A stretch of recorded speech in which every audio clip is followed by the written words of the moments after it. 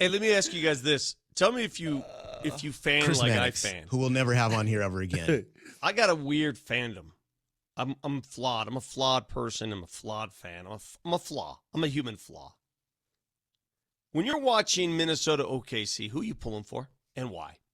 I'll give you my reasoning when I hear yours. I don't. I guess I'm pulling for OKC. Either one.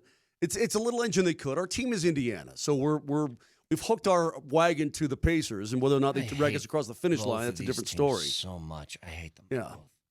So much. All right. So when you're watching the game, what happens? I don't know. You know what's weird is Vic. that I'm rooting for the team that's down to take the lead, and then they take the lead, and I'm mad about it. I saw, last night I saw Dante DiVincenzo's face, and that really made me mad. He had 6 threes. I know he did, but looking at him with his haircut like that, and I don't know, he makes me mad. There's just guys that that I don't like on these teams. Can I give you my reasoning now? What I'm watching for and what makes me sleep better at night? Sure, this is it.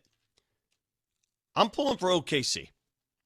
I want them to win, and I want them to win this series in 5. And frankly, I want them to sweep Indiana. I don't care. Because I want to go home at night and think to myself, damn, the Nuggets gave them the best fight. And in my mind, the Nuggets are that close. And in my mind, the second best team in that playoff run is the team that took them to 7. That's what's going to make me sleep better. Now, I don't know if it's all true. Whatever. We make things up. The other thing is this. I have this in my back pocket. When the Nuggets won their NBA title, they went 16-4 in the playoff run. Not once did they ever trail a series. Not once. They won every series, and they led every series. Oklahoma City's already trailed twice. They've already lost as many games as the Nuggets have in their playoff run, in their playoff quest. So I'm like, that's pretty good. So why are you pulling for them? At this point, I want them to win for that reason, because I think the Nuggets have already equaled what they've done in this playoff run. And the Nuggets had a more impressive playoff. I don't know, because I'm stupid and flawed. Let me back him up a little bit, Brett, because I brought this up last week. I'm going to bring it up again right now. For all the hand-wringing we've done that we did last week, starting out at Sanctuary and all the way through the week, about the Nuggets dispatching in the second round, I think it's going to give us a sense of reassurance that they're really, you said it this morning, Brett, at 7:01 a.m., they're really not that far away.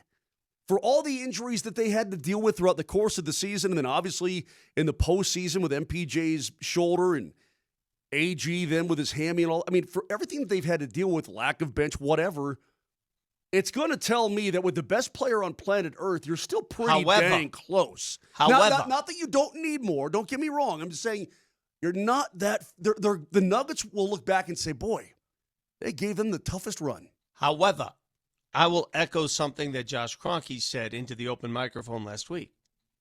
Are they closer to the team that nearly took out OKC or the team that nearly got taken out by the LAC? Yeah, it's a dangerous game to play. You know what I'm saying? Well, here's how I'd put it. I'm going to go back to my house analogy. Give me a minute. Because this happened to me. I had a house that had no central heating and air. And because I had no central heating, I had a pipe that froze, burst, flooded my basement. Huge mess. Wasn't Springer there at the time? He was. Yeah. I felt bad for him. Okay. So we decided then it's not worth it. Once we get the basement fixed, we're moving out, we're finding a new house. It's not worth fixing anything else that's in this house, despite the fact the house was all right and we liked some aspects of it. I feel like Porter and Jamal are your baseboard heaters and your swamp cooler.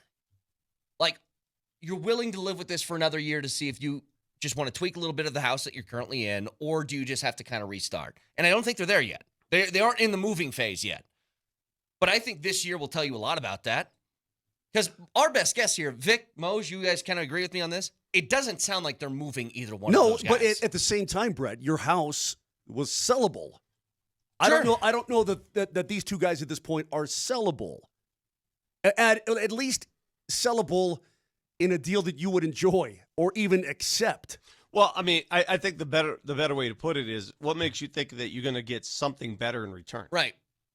Well, even if you just have money available to go and do some things with If it. we were in a Well, bad if you housing have market, just money available, it doesn't mean that you're going to get something better. in Agreed. return. I know. I completely agree. What But you're you're saying- talking about retooling things.